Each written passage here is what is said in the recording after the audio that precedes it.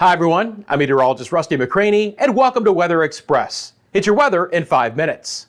Start the clock. Friends, not going to waste your time on the channel. We got 5 minutes. Let's get into it. Widespread showers and storms, some of those strong to severe again across the country. Look at the heat. These are your actual temperatures well into the 90s in many spots, and several areas that have had a triple-digit feels like temperature on this Thursday. Most active weather today, upper Midwest, Western Great Lakes, another sliver from the northern sides of Georgia, and then basically up and along I-95 into portions of the mid-Atlantic states. Let's talk about where we've had the most impactful weather so far today, and that is going to be up in Minnesota, Wisconsin, and Iowa. If you see those purple polygons, those are tornado warnings. We've had some of those near the Rochester area, on over towards La Crosse, back towards Mason City, Iowa. One confirmed tornado so far, but multiple tornado warnings, a lot of wind out of this area as well. And look, ultimately, these storms will just continue to build to the south into the western sides of Missouri towards Kansas City. Severe thunderstorm warning there. Eastern Kansas and all the way back into central Oklahoma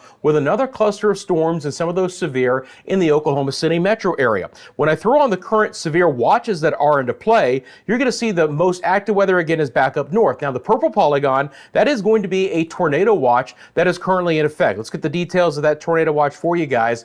Winds of 70 miles an hour and inch-size hail outside of the rotating storms. Then you have the red polygon, that's a severe thunderstorm watch. Again, winds of 70 miles an hour and some inch-size hail there. Back into the northeast, we're going to get thunderstorms developing over the Ohio Valley, southern sides of the Great Lakes as well, Detroit, Columbus, on over towards Cleveland, Ohio, Pittsburgh, Pennsylvania, scattered showers and storms and much cooler weather in the northeast. Look, New York City's back down to 73 after seeing some triple-digit heat the last couple of days. The heat is still present though in the Delmarva Peninsula, Washington, D.C., Baltimore, low to mid 90s for daytime highs. There's just a ton of heat energy, friends, and this is going to be our next area where the storms are going to get going. I'm going to bring on the current warnings in play. You're going to see, again, the red polygons here, but because there is this broad low, some of this activity is actually diving south. It's just not kind of this movement to the east that we typically see. Some of this is not moving very much right now, especially over the Carolinas and the northern sides of Georgia, where we do have some active severe storms right now in the Atlanta metro area. Additional storms are developing across the central and the western sides of Florida. The heat, again, is a huge story in the southeast and really the eastern half of the United States. When I bring on the feels like temperatures, you're going to see a lot of triple-digit heat here in these areas. Now, out west, it's quite pleasant. Outside of Southern California, Nevada, and Arizona, where again some triple-digit heat reigns supreme. It's getting hotter in some other areas. You know, portions of Utah and Idaho have hit the 90s today. Scattered showers moving into the Pacific Northwest. You want some cooler weather, get to Seattle for today. Yes, it's overcast. Yes, it's rainy, but temperatures there are only in the 60s. Look at our massive area of heat advisories. That's all the orange that you see on the map. Again, the Mid-South, the Tennessee Valley, the Ohio Valley, the Midwest, and portions of the Mid-Atlantic states. And then again, you have your active storms in the pink there. Let's get into the models. I'm going to bring up the HERB model, the high resolution rapid refresh. We'll take a look at this high resolution model over the next 48 hours. We'll first of all start with the storms that will continue to traverse Wisconsin, drop right over Lake Michigan, portions of Michigan itself, northern sides of Illinois, potentially near the Chicagoland area, and then these storms will take a far north turn all the way through the Northeast and New England. Some of those storms for Friday could be on the strong to severe side. These storms here in the mid-Atlantic states and the Southeast stay very local. There is a broad mid-level low off the east coast of Florida. You can see that rotation. That's going to enhance the thunderstorm activity over the Southeast and produce some more damaging winds over the Southeast over the next couple days. That's the big story there. And additional storms coming off of the high plains